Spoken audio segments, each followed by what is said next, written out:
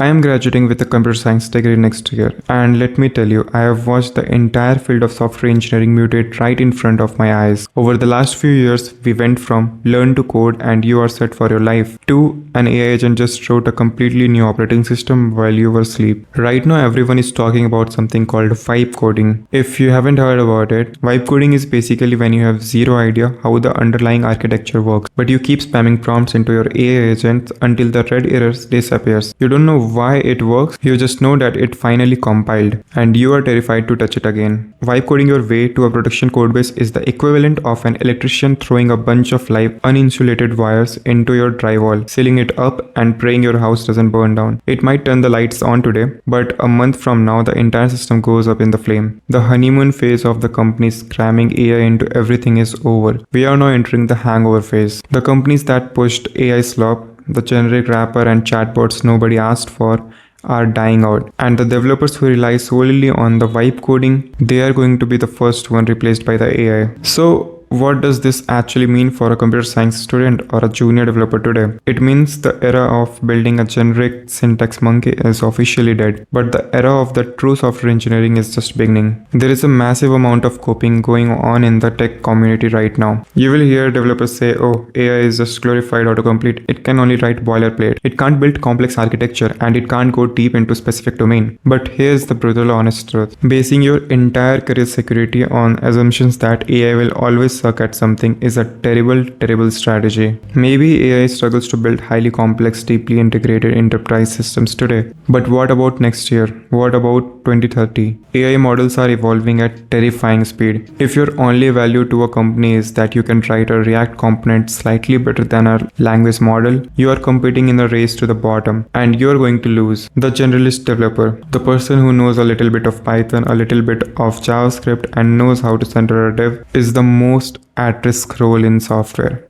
Because AI is simply faster, cheaper, and doesn't complain about the office coffee. To survive, you have to realize the definition of your job has permanently changed. Your job is no longer just typing syntax. Your job is architecture, security, domain expertise, and orchestration. You are shifting from being the person laying the bricks to being the general contractor who makes sure the building doesn't collapse when the wind blows. Senior developers are literally choosing to retire early rather than deal with reviewing AI-generated code. Think about that. The people with 20 years of experience would rather go fish in a lake than read one more pull request authored by an AI. Why? Because when a human junior developer makes a mistake, it usually follows a sort of logical human flaw. It is localized. You can trace their thought process and correct it. But when an AI makes a mistake, it is pure, unadulterated chaos. It will confidently hallucinate a library that doesn't exist. It will write the code that looks perfectly beautiful on the surface, but introduces 3 new security vulnerabilities. It creates bloated, memory-leaking garbage that is impossible to validate because every time you tweak the prompt, the AI rewrites the entire logic block from scratch. As a developer in the age of AI, you are going to spend a massive chunk of your time validating, debugging, and fixing the output of machines. But here is the catch. You cannot validate code that you do not understand. If you don't know the fundamentals, you are completely blind. You become a hostage to the AI at this point,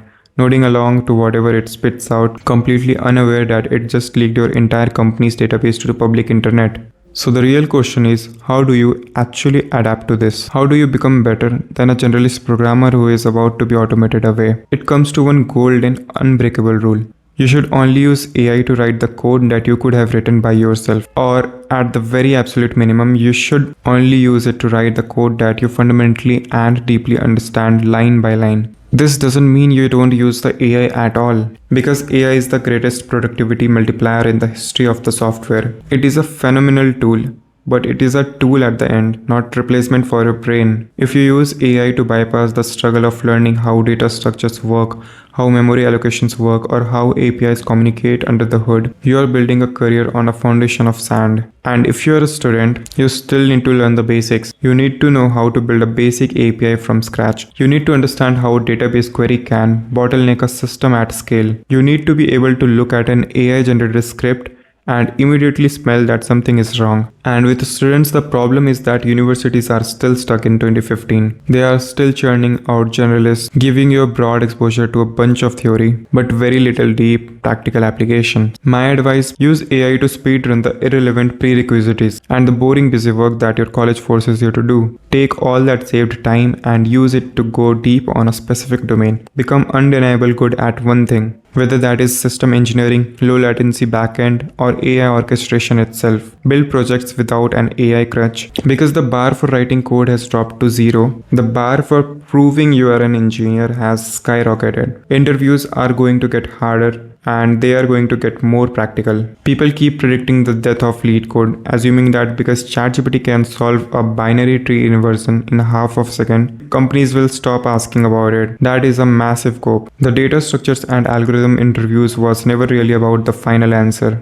The interviewer already had the answer key. It has always been about watching how you think, how you handle the pressure, and how you communicate your logic. But what is changing is that companies want to see you actually build. They want to pair program with you. They want to watch you architect a system live without an AI holding your hand to see if you actually possesses baseline competency. If your resume is entirely made up of projects that you vibe coded in a weekend, you're going to get exposed the second a senior engineer asks you to explain your own system architecture. And I would say practice building blind, like close the browser, close the AI sidebar, and open your favorite IDE like VS Code and see what you can actually build from memory. It is a humbling experience, but believe me, it is the fastest way to find your weak spots. I know all of this sound dark, like the industry is going to collapse and we are all doomed to be replaced by the lines of Python. But I actually have an incredible optimistic view of where this is going. I genuinely think the future of software engineering is about to be more fun than it has ever been. I mean, think about it. AI is taking over the absolute worst, most miserable part of the job. Nobody enjoys spending 6 hours debugging a missing semicolon or reading outdated documents just to figure out the syntax for a new framework. AI is stripping away the tedious manual labor of coding. And what is left? The fun stuff. The actual problem solving, the system design, the creative architecture. And you know, the barrier to building something real and shipping it to the actual user has never ever been lower. You can have an idea on Friday night, and with the help of AI to run the grunt work, you can have a fully functioning deployed product by Sunday. But for that, you need to surround yourself with right people. Grind culture is only miserable when you do it alone. If you find people who are genuinely curious, who actually care about building robust things instead of just chasing a tech salary, the whole process stops feeling like a grind. And this is why tapping into the right network is so crucial right now. A great place to dive into this is a platform called Forg.to. It is a dynamic community where indie makers, developers, and tech professions are actively becoming together to build, launch, and grow their projects. If you are looking for a place to discover groundbreaking SaaS products before they hit the mainstream, or you just want to connect with the network of passionate creators who are shaping the future of tech, it is exact kind of ecosystem you want to be in. And apart from this, the students and developers who understand the fundamentals, who refuses to blindly wipe code, and who leverages AI as a collaborator rather than a crutch, those are the ones who are going to own the next decade of tech. But again, you cannot build a skyscraper if you don't understand the physics. You need the fundamentals and you can't fake them. Because there is a massive difference between watching a tutorial or letting an AI autocomplete your architecture and actually manipulating the logic yourself. You have to force yourself to do the hard work of understanding the system, because that is the only way the concepts will permanently stick to your brain. And if you want to survive this shift in software engineering, you have to learn the why behind the code. Don't just memorize pattern for an exam or rely on an LLM to fix your bug, and start building your own problem solving skills. That is it for this video. Thank you guys for watching, and stop vibe coding, learn your fundamentals, and I will see you in the next one.